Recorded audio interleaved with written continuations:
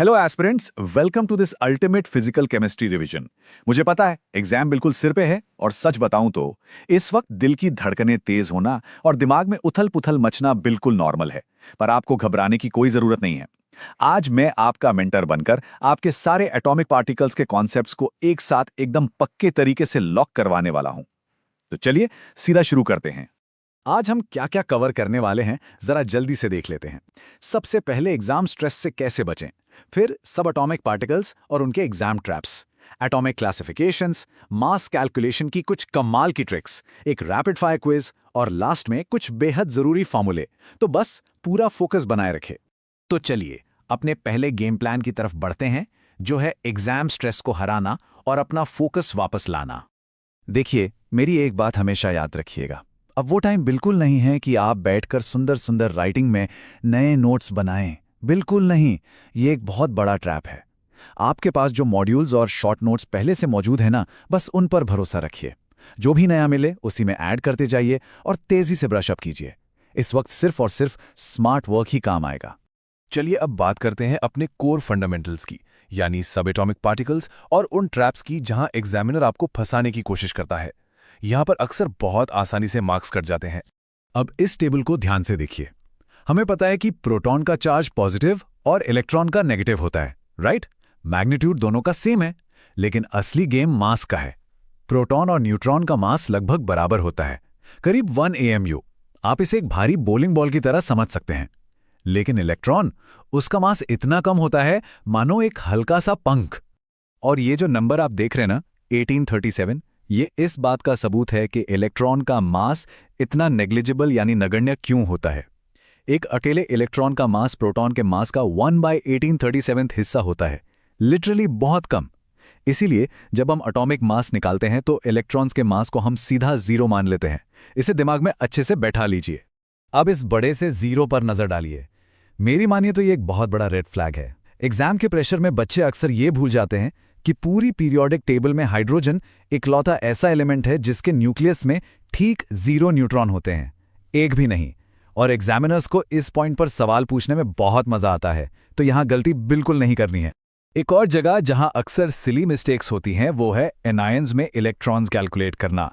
जब बात कीटायन यानी पॉजिटिव चार्ज की हो तो इसका मतलब है कि इलेक्ट्रॉन वहां से चला गया है, तो आपको प्रोटॉन की संख्या में से चार्ज को माइनस करना है। और एनायन मतलब नेगेटिव चार्ज यानी इलेक्ट्रॉन आया है तो वहां प्रोटॉन में चार्ज को प्लस करना है। बहुत ही सिंपल सा प्लस माइनस का मैथ्स है, लेकिन अक्सर स्ट्रेस में लोग साइन उल्टा कर देते हैं, तो बी केयरफुल। चलिए अब आगे बढ़ते हैं और एटॉमिक क्लासिफिकेशंस को क्विकली मास्टर करते हैं। ये कुछ ऐसी डेफिनेशंस हैं जो आपको टिप्स पर याद होनी चाहिए। ये देखिए, ये 3 टर्म्स आपको हमेशा दिखेंगे। आइसोटोप्स जहां एटॉमिक नंबर सेम होता है, आइसोबार्स जहां मास नंबर सेम होता है, और आइसोटोन्स जहां A-Z यानी न्यूट्रॉन्स की संख्या सेम होती है। बस इस छोटी सी टेबल को दिमाग में स्कैन कर लीजिए, आपका सारा कंफ्यूजन हमेशा के लिए खत्म हो जाएगा। अच्छा, अब थोड़ा सा लेवल अप करते हैं। कभी आइसोस्ट्रेस का नाम सुना है? सुनने में थोड़ा भारी भरकम लगता है ना? पर सच में ये बहुत आसान है। ये वो स्पीशीज हैं जिनमें इलेक्ट्रॉन्स का टोटल नंबर और एटम्स का टोटल नंबर दोनों बिल्कुल बराबर होते हैं। जैसे कि N2O और CO2 को ही ले लीजिए, दोनों में ठीक 3 एटम्स हैं, और अगर आप इलेक्ट्रॉन्स काउंट करेंगे तो दोनों का टोटल ठीक 22 आएगा। है ना सिंपल? इसी तरह एक और हाई लेवल टर्म है जो कभी कभी एग्जाम में बाउंसर की तरह आ जाता है, आइसोडाइफर्स। ये ऐसे एटम्स होते हैं जिनमें न्यूट्रॉन एक्सेस बिल्कुल समान होता है। अब आप सोच रहे होंगे कि यार ये न्यूट्रॉन एक्सेस क्या बला है? टेंशन मत लीजिए, चलिए इसे डिकोड करते हैं। न्यूट्रॉन एक्सेस निकालना ना लिटरली चुटकियों का खेल है। बस ये स्टेप्स फॉलो करने हैं। पहले मास नंबर और एटॉमिक नंबर से न्यूट्रॉन्स की संख्या निकाल लीजिए, और फिर उस न्यूट्रॉन्स की संख्या में से प्रोटॉन्स की संख्या को माइनस कर दीजिए, यानी N-P। थोरियम 234 और यूरेनियम 238 का एग्जाम्पल मेंटल एंकर की तरह याद रखिएगा। दोनों में न्यूट्रॉन और प्रोटॉन का डिफरेंस ठीक 54 आता है, और यही तो आइसोडाइफर्स हैं। अब आते हैं सबसे क्रूशियल पार्ट पर, मास कैलकुलेशन, और कुछ ऐसी क्विक ट्रिक्स जो आपका बहुत सारा टाइम बचाने वाली है। यहाँ सबसे ज्यादा ध्यान दीजिएगा। एम्पेरिकल फॉर्मूला निकालते समय बच्चे सबसे बड़ी और जानलेवा गलती क्या करते हैं, वो मॉलिक्यूलर मास का यूज कर लेते हैं। ऐसा बिल्कुल मत कीजिएगा। हमेशा एलिमेंट के एटॉमिक मास से डिवाइड करना है, और हाँ, अप्रॉक्सीमेशन की आदत डाल लीजिए। अगर वैल्यू 2.96 है तो उसे 3 मानकर कैलकुलेशन कीजिए। ऑप्शंस देकर रफ कैलकुलेट करने से आपका जो टाइम बचेगा ना, वो एग्जाम में गेम चेंजर साबित होगा। तो एम्पिरिकल फॉर्मूला निकालने के लिए बस इन 3 फुल प्रूफ स्टेप्स को दिमाग में बिठा लीजिए। फर्स्ट, परसेंटेज को एटॉमिक मास से डिवाइड कीजिए। सेकंड, जो भी वैल्यूज आए उनमें से सबसे छोटी वैल्यू से सबको डिवाइड कर दीजिए। और थर्ड, उन्हें एक सिंपल होल नंबर रेशियो में कन्वर्ट कर लीजिए। इस ब्लूप्रिंट को यूज करेंगे ना, तो कितनी भी भयंकर टाइम लिमिट हो, आपका आंसर एकदम सटीक आएगा। बहुत हो गई थ्योरी, अब जरा एनर्जी हाई करते हैं और एक रैपिड फायर प्रैक्टिस क्विज से देखते हैं कि आपने कितना ग्रास्प किया है। रेडी हैं आप? तो ये रहा आपके सामने एक क्लासिक स्ट्रेस देने वाला एग्जाम क्वेश्चन।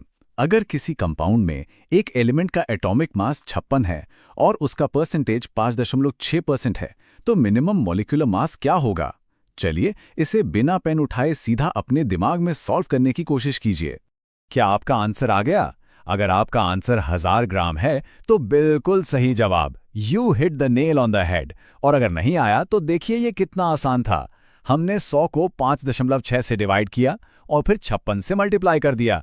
क्योंकि मिनिमम मास पूछा है तो कम से कम एक एटम तो होगा ही, इसलिए 1 से मल्टीप्लाई किया। देखा आपने, सही ब्लूप्रिंट हो तो मैथ्स कितना सीधा हो जाता है। फाइनली हम होम स्ट्रेच में आ गए हैं।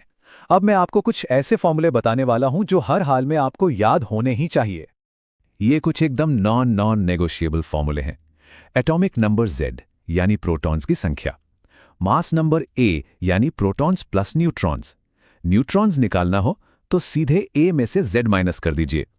अगर 1 मोल का मास निकालना हो तो मास नंबर के आगे बस ग्राम लगा दीजिए। और गैसेस की डेंसिटी, उसका सीधा सा फॉर्मूला है PM/RT। बस इन फॉर्मूलों को अपने दिमाग में छाप लीजिए, ये आपके कई नंबर पक्के करा सकते हैं। तो दोस्तों, सबसे मुश्किल काम अब पूरा हो चुका है। सारे जरूरी टूल्स, ट्रिक्स और ब्लूप्रिंट अब आपके पास हैं। अब जरा खुद से पूछिए, क्या एग्जाम के लिए ये सारे कॉन्सेप्ट्स आपके दिमाग में पूरी तरह से लॉक हो गए हैं? मुझे यकीन है कि बिल्कुल हो गए होंगे। सोचिए, अगर सिर्फ एक विजुअल ब्लूप्रिंट से ये सब इतना आसान हो सकता है, तो अगर पूरी केमिस्ट्री को ऐसे ही डिकोड कर दिया जाए तो आपको कौन रोक सकता है? पूरे कॉन्फिडेंस के साथ एग्जाम दीजिए। Keep revising and all the very best.